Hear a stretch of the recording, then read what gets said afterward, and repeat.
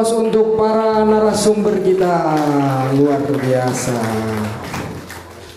Masih semangat teman-teman semuanya ya? Oke, semangatnya luar biasa padahal sudah tengah malam ini. Untuk selanjutnya kepada Pak Haji Muhtarom dan Pak Haji Aaf, bagaimana implementasi bela negara terhadap cinta Pekalongan sama dengan cinta Indonesia? Monggo, mau siapa dulu? Pak Haji Aaf dulu, monggo. Oke, menurut saya implementasi bela negara itu kita bisa tidak membela secara langsung, ya, dalam arti membela itu apa ya? Karena mungkin gapnya terlalu jauh. Ya, membela itu kan bukan berarti kita ikut perang, kita ikut apa, tetapi dengan perilaku sehari-hari itu menurut saya juga bisa. Ya, bela negara dalam arti ya kita hidup disiplin, mencintai keluarga kita, mencintai lingkungan kita, peduli lingkungan kita, mengajak orang lain untuk berbuat kebaikan dan sebagainya. Itu menurut saya juga termasuk bela negara. Kalau ada satu kata yang kata-kata bijak dari Maulana Habib Lutfi bin Ali bin Yahya, bahwa kata-kata beliau itu yang masih nancep di hati saya sampai sekarang itu NKRI harga mati. Jadi itu tidak bisa ditawar-tawar. Apapun kita sekarang posisi di pemerintahan dan harus di semua masyarakat juga, bahwa karena kita hidup di Indonesia, jadi kita harus berpedoman kepada Pancasila dan Undang-Undang Dasar Negara Republik Indonesia tahun 1945. Ya, itu wajib. Ya, implementasi juga mencintai kota Pekalongan, yaitu tadi, ya, melestarikan budaya, melestarikan tradisi, merawat tradisi dan sebagainya. Itu menurut saya juga implementasi untuk kota Pekalongan, ya. Terus mengajarkan kepada generasi penerus kita supaya tradisi dan budaya kita tidak hilang dan mereka tidak lupa. Ya, kita mengajak itu juga salah satu implementasi mencintai kota Pekalongan. Jadi jangan sampai generasi penerus kita itu lupa dan tidak tahu, okay, budaya-budaya dan tradisi yang ada di kota Pekalongan. Sebetulnya itu sangat banyak sekali, sangat kaya sekali, dari mulai budaya tari, budaya itu tadi termasuk lopes, bubur suro dan sebagainya, budaya-budaya di 17 Agustus seperti apa, itu menurut saya juga harus kita pelihara dan harus kita ajarkan, amalkan kepada generasi penerus kita. Oke, luar biasa, beri aplaus untuk Pak Haji Aaf. Untuk selanjutnya silahkan Pak Haji Muhtarom. Jadi implementasi bela negara dalam konteks kedaerahan dimanapun itu adalah sesuai dengan kapasitas dan kompetensi. Kapasitas dan kompetensi, contoh misalkan Kuli Keceh, bagaimana implementasi cinta daerah dan itu menjadi bagian dari bela negara. Ya, bekerja keras, disiplin sesuai dengan yang diatur oleh juragane, karena ini Kuli Keceh misalkan. Kemudian yang punya kapasitas dan kompetensi lebih, misalkan sebagai pengusaha, berarti dia bagaimana mereka berusaha sesuai dengan aturan-aturan yang ada dan memenuhi hak-hak para pekerjanya, memenuhi kewajiban-kewajibannya, misalkan bayar pajak, misalkan, kemudian juga menjaga lingkungan, jangan buang limbah sembarangan, misalkan. Yang pengusaha batik maka harus ada aturan-aturan bikin IPAL, misalkan IPAL sederhana rumah tangga. Yang nanti sebagai pejabat misalkan, implementasinya apa? Bikin aturan, bikin kebijakan yang menguntungkan semuanya, atau dalam hal ini adalah masyarakat. Bikin kebijakan yang pro rakyat misalkan, bikin contoh-contoh di mana para pejabat itu bisa memberikan manfaat kepada masyarakatnya. Jadi bela negara di sini seperti beliau yang tadi sampaikan oleh Pak Haji Aap, tidak kok kemudian nggawa bedil, enggak ya. Tapi implementasi dalam setiap anggota masyarakat itu sesuai kapasitas dan kompetensinya. Kemudian kalau beliau tadi menyampaikan Abah Maulana Al-Habib menyampaikan terkait dengan NKRI harga mati, saya pernah itu semacam ditegur gitu, bahwa itu bukan sekedar slogan, bukan hanya sekedar ucapan lisan, tetapi harus dilaksanakan dalam tata laku setiap hari, sesuai lagi-lagi sesuai kapasitas dan kompetensi dari masing-masing pribadi, sehingga nanti ketika ini menyeluruh dalam konteks pribadinya sudah bagus, keluarga, lingkungan, daerah. Nah, maka ketika setiap daerah, setiap anggota masyarakat seperti itu, saya yakin negara dan bangsa ini akan menjadi kuat. Siapapun tidak akan bisa membelah persatuan itu, tidak bisa merusak tatanan itu. Karena apa? Tata masyarakatnya sudah bagus dari sejak pribadi masing-masing. Oke, beri aplaus untuk Pak Haji Muhtarom. Luar biasa paparan dari para narasumber ini, sehingga banyak hal yang memang harus kita adopsi dari apa yang menjadi materi oleh narasumber kita pada malam hari ini. Untuk selanjutnya sesi tanya jawab, sudah masuk beberapa pertanyaan kepada saya yang mana kami akomodir dalam 3 penanya terlebih dahulu. Yang pertama yaitu sudah masuk ini oleh Muhammad Lutfi Hakim dari Universitas Pekalongan. Bisa berdiri Mas Muhammad Lutfi Hakim.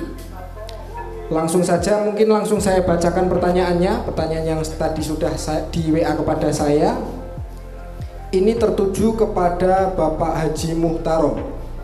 Pertanyaannya adalah, bagaimana cara atau langkah strategis menumbuhkan cinta terhadap produk dalam negeri atau produk lokal, yang mana produk luar negeri ini sudah banyak sekali, terlebih banyak thrifting dan lain sebagainya, baju-baju dan lain sebagainya. Itu strateginya bagaimana? Silahkan Pak Haji. Strateginya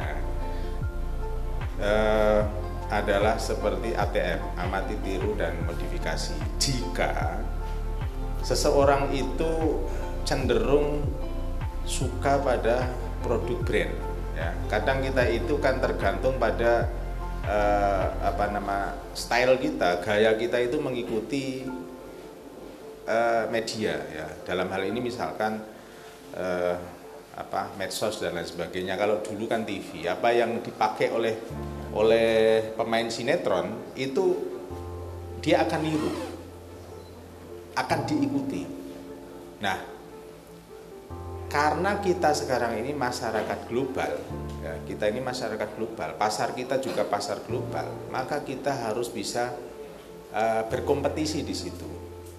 Sebelum kita berkompetisi, bagaimana cara kita mencintai ini produk lokal, produk dalam negeri? Ya, tentu harus menjaga kualitas. Ini kalau bagi produsennya, bagi kita sebagai konsumennya, kita cari produk-produk dalam negeri yang sesuai dengan selera kita. Saya yakin di dalam negeri, di wilayah kita sendiri, misalkan di Pekalongan, produk-produk yang sebenarnya sesuai dengan kita itu banyak sekali. Mohon maaf, bukan bermaksud gaya, bukan. Saya itu lebih sreg pakai pakaian memang yang merek luar, bukan karena sumuge atau apa. Itu zaman kerenya memang gitu. Ya, saya produk-produk karena memang yang pas di badan saya, menurut saya, dan saya pede menggunakan itu produk-produk merek dari luar. Setelah saya tahu Ikigas ini bisa ditiru, saya minta kepada penjahit saya, aku tolong gawe sing model kayak ini, yang potongannya seperti ini. Ternyata bisa, dan kemudian saya nyari produk-produk yang kira-kira sama potongannya, sama seperti yang merek pas dengan saya itu. Ternyata banyak. Akhirnya apa? Akhirnya ya produk kita sendiri yang di Pekalongan itu yang sesuai dengan selera saya ternyata ada dan banyak. Sehingga ini bagaimana kita bisa mencintai produk sendiri dan sesuai dengan selera kita. Nah, saya kasih contoh lagi, dan kita sering tertipu sebenarnya. Contoh misalkan kita sedang umroh, sedang haji, kita beli oleh-oleh di kalau dulu namanya pasar Seng ya, di Makkah maupun Madinah. Di pasar itu kita beli ini, ibu-ibu biasanya belanja ini dan itu, dibawa pulang. Ternyata apa? Yang di situ tulisannya made in China, made in gaweane tetangga-tetangga kita sendiri. Misalkan yang produk-produk Kuningan itu ada Teko dan lain sebagainya, itu produk mana? Produk Ungaran. Ada tas-tas yang luar biasa itu mana? Produk Klaten, tonggo saya sendiri. Nah, termasuk apa? Yang di mall-mall itu ada produk-produk brand ya dari luar. Saya itu diingatkan oleh saudara saya, Mas, lagu ini sampean kuwi anak-anak sampean bikin pakai pakaian-pakaian itu ngerti tak? Itu produk mana? Ini loh, produk Lur Kali. Ternyata produsennya di situ, memang mereknya merek luar, tapi jahitnya, produksinya di situ, di Butuh, Boyolali sana. Jadi kita itu sebenarnya sangat mampu, hanya memang dalam persaingan global kita di sini masih sok ini loh, sok style kita ini kan podo karo sing neng TV podo. Nah, ini kita sebenarnya produk kita itu bagus-bagus dan sangat berkualitas. Karena mungkin tidak pede, dan harus pede berarti Pak Haji ya? Ya harus pede. Saya ini nganggo merek dhewe. Kalau dulu itu kan ada merek-merek, ada saya itu misalkan Bomboki, nyebut merek ya. Dimereki sendiri saja merek Kalungguh misalkan, bisa 10%. Oke, pada prinsipnya ini soal mental Mas Lutfi Hakim ya, dan harus pede. Begitu ya Pak Haji ya? Oke, yang selanjutnya pertanyaan dari saudara Nurul Iman dari ITSNU Pekalongan. Bisa berdiri Mas Nurul Iman ya. Ini bertanya kepada Pak Ahmad Afsan Arslan Junaid. Dua pertanyaan ini dari Mas Iman, Pak Haji Af. Bagaimana Bapak memandang pentingnya pendidikan lokal dalam menumbuhkan cinta terhadap daerah di kalangan remaja? Satu. Yang kedua, dalam konteks digitalisasi, apa tantangan terbesar dalam menjaga cinta terhadap daerah agar supaya tetap hidup, dan bagaimana mengatasinya? Monggo. Iya, yang pertama saya contohkan saja, karena Kota Pekalongan ini khas dengan batik ya. Saya contohkan saja batik misalkan. Ya, jadi kita sudah rutin melakukan lomba membatik untuk tingkat taman kanak-kanak, SD, SMP, SMA, dan mahasiswa. Itu sudah rutin kita lakukan.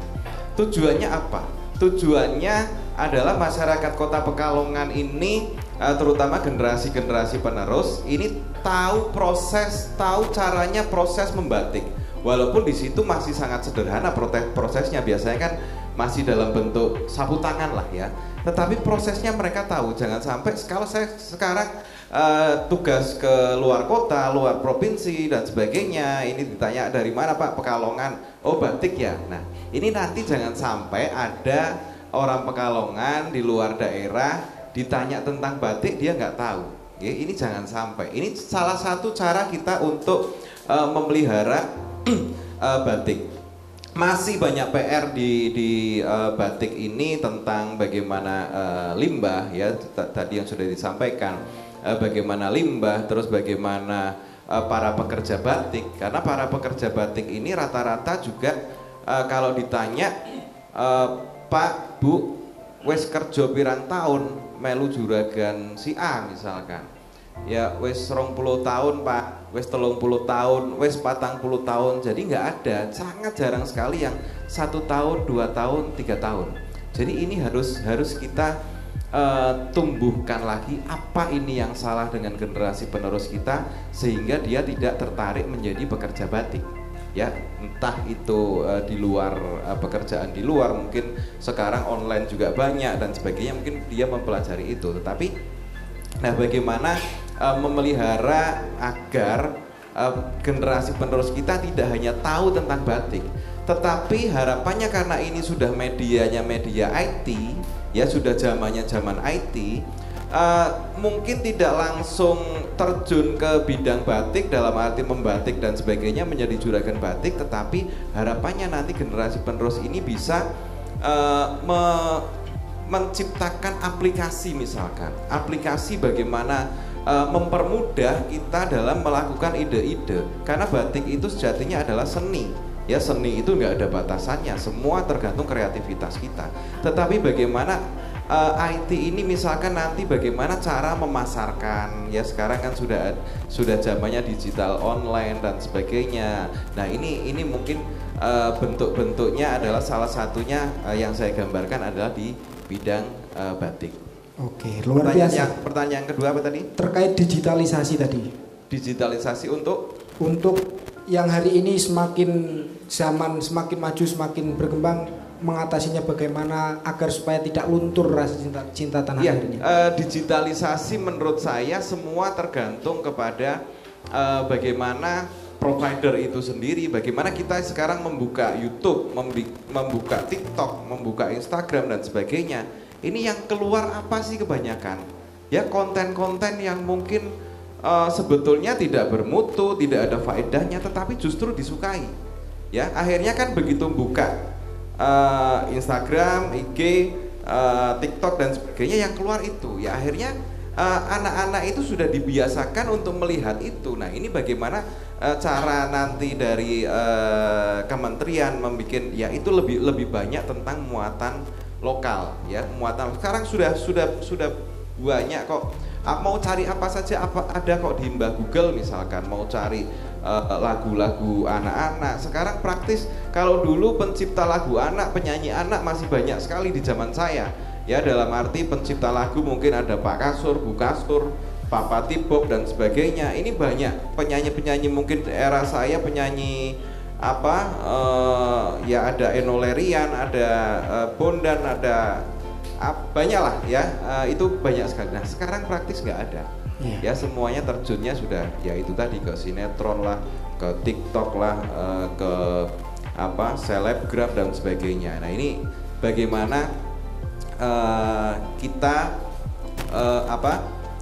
harus tetap membuka dan mempelajari apa yang menjadi budaya kita supaya itu tadi anak generasi kita bisa terbiasa melihat, jangan dipencet terus keluarnya produk luar semua. Gitu seperti itu. Oke, luar biasa, beri aplaus yang meriah untuk kedua narasumber kita. Luar biasa pertemuan pada malam hari ini, banyak hal yang kemudian menjadi positif kepada kita dan energi ini harus kita adopsi untuk kemudian diimplementasikan dalam kehidupan sehari-hari. Mungkin itu pertemuan kita pada talk show malam hari ini, dan jangan lupa nantikan talk show berikutnya dengan banyak tamu undangan nantinya yang akan hadir dan tentu narasumber yang luar biasa di talk show episode-episode berikutnya. Dan untuk supaya kita tidak ketinggalan informasi, nantikan segala informasinya di akun media sosial DPP Betanesia. Silahkan follow dan ikuti media kita. Terima kasih. Jati diri insan yang bertuhan, menjaga keutuhan negara. Sekian dari saya. Wassalamualaikum warahmatullahi wabarakatuh. Rahayu.